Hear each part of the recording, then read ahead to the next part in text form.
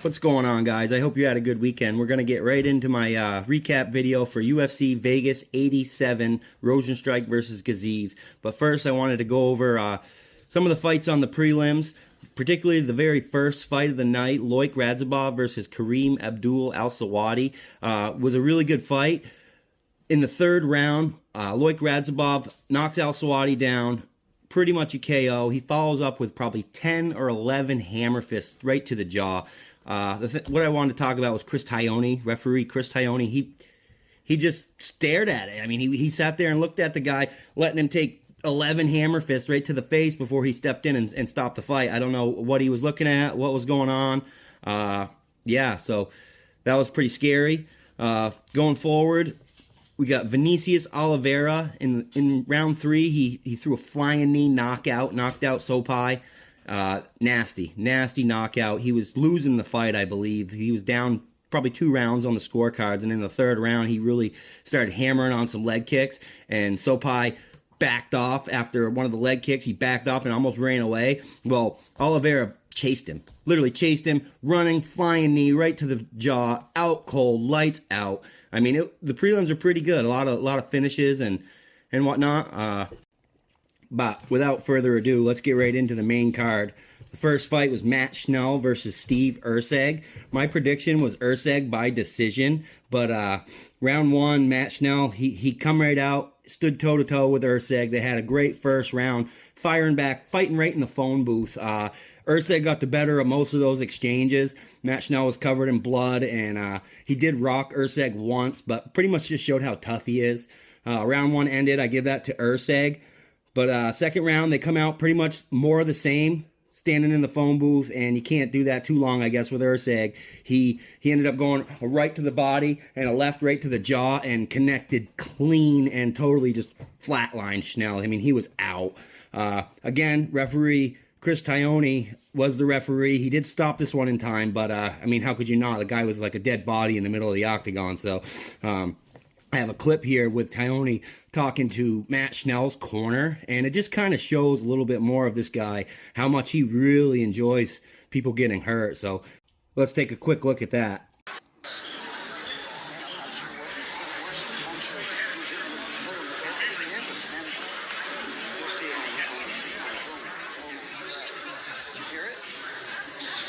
So in case you didn't catch all that, what he said was, "I'm not sure what was worse, the punch or your head off of the canvas." And then he chuckles and he taps him on the chest and he says, "You'll see the footage later." And it says to his coach, "Did you hear it? Did you hear it?" Like, I don't know about this guy. Let me know in the comments what you guys think about this guy and that particular interaction. What your point of view of it was. Next up in the bantamweight division, Umar Nurmagomedov versus Beksat Almakhan. I predicted Umar by submission, but Almakhan was a lot better in submission defense than I had suspected. First off, in round 1, Umar tried to strike with him, and that didn't work out. He got clipped in the jaw, and he got dropped. He was partially out of it. He got like halfway dropped onto his butt, and Almakhan was a little bit too ambitious and rushed right in trying to finish the fight. Well, Umar turned that into some chain wrestling, got him to the ground, got him to his back, rode out the first round that way. Second round, he comes out, doesn't want to mess with Almakhan striking this time. He immediately goes in for the legs, grapples him down the ground. I mean, Beksat tried. He got up a couple times, but got dragged back down. It was pretty much rinse and repeat for the third round. Umar Nurmagomedov by decision on all 3 judges' scorecards. One judge gave him 2 10-8 rounds, and 2 of the judges gave him 1 10-8 round. So it was pretty much a full sweep. Boring. I feel awful for Almakhan. I mean, he comes in on his debut and has to take on Khabib's little brother. So, I mean, go figure. But you could tell he didn't want to be submitted. He wanted to do what he could. He tried his butt off. So, I mean, yeah, Nurmagomedov by decision. Muhammad Mokaev versus Alex Perez in the flyweight division. I predicted Muhammad Mokaev by submission, but Perez really showed that he's a true vet, well-rounded everywhere. He did not let it happen. It was somewhat of like the fight before. Mokaev come out, he was like a little leech, attack the hips, attack the legs, and he would just hold on and not let go. Took the first 2 rounds on the judges' scorecards. There was a little bit of striking, but mostly just Mokaev being a leech. I mean, he's good, but I wasn't super impressed. He you know, the third round, Perez actually did figure out, all right, throw my legs back, grab his head, and stuff his face into the octagon, and was able to, I think he won the third round, but not too impressed with Makhachev. I think he should have got the submission on Perez. He at the end, he called out Pantoja, and yeah, 23 years old, he's great, but I do not think he's ready for no Alexander Pantoja. Maybe if he had finished Perez, but even then, he's got to take on guys like Moreno and Royval and work his way up. He's a little too young, a little bit too green. So yeah, no title shot for Makhachev in my opinion.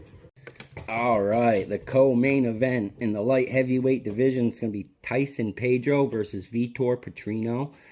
I predicted on this one, man, that Tyson Pedro was going to get the knockout. I think my heart was a little bit too invested in this, but either way, I thought somebody was going down in this one, and it just didn't happen. Petrino ended up grinding out a decision. I think they both just had too much respect for each other's power, and neither one of them wanted to risk getting knocked out cold live in front of the world. So, I mean, I was a little bummed that Pedro didn't fight a little bit more.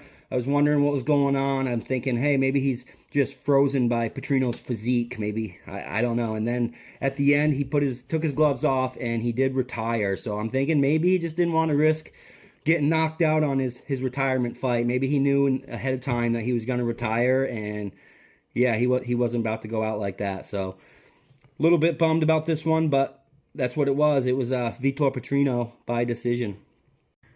All right, and in the main event of the evening is going to be Jairzinho Rozenstruik versus Shamil Gaziev. I predicted that Gaziev was going to back Rozenstruik up against the cage and take him down and ground and pound TKO. He did back up. Rozenstruik did back up. He got pushed against the cage, but Gaziev could not get this man to the ground. Rozenstruik was able to just stuff almost every single one of Gaziev's takedowns, and when he got taken down, he popped right back up. I was very impressed. I mean, once Gaziev realized he couldn't get him to the ground, he tried to strike, but the story of the fight was Rozenstruik's jab. I mean, world-class jab. He could pretty much hit him anytime he wanted. He was using the jab to follow up with other strikes, busting this man up. I mean, it looked like David and Goliath in there. Gaziev towered over Rozenstruik, but it did not matter. That jab just kept sticking it out there right in his face. We went 3-4 rounds. At the end of round 4, actually, there was an argument in Shamil Gaziev's corner. Now, this is in a different language, so Mark Goddard saw it going on, and you could tell, even on TV, you could just tell that Gaziev did not want to be in there. He did not want to go out and answer the bell for the 5th round. It was all in a different language. The corner was telling him, no, no, no, no. And Mark Goddard picked up on that. He come over and he started yelling, and he wanted to know. He's yelling at Gaziev's coaches and says, I want to know what he said right now. I want to know what he said. And I don't know what had transpired there, but Mark Goddard pulled in the doctor and a translator. And moral of the story was that Gaziev was trying to tell his coaches that he couldn't see out of one of his eyes. And when the doctors come over, he told them he couldn't see, and Mark Goddard waved off the fight. I think that just shows really good reffing. Mark Goddard, he's one of the best in the world. So, I mean, and hats off to Rozenstruik, man. I know that this was just Gaziev's second fight in the UFC, but they tried to push it up probably for the heavyweight main event, probably looked good, but Rozenstruik really showed some world-class striking, and yeah, he got this man out of there. It was really good. I was really impressed. All right, guys, thank you for watching, and make sure you go ahead and subscribe so you can tune in for my next video this week. Is going to be UFC 299, Sean O'Malley versus Chito Vera predictions. So you don't want to miss that. Have a good day.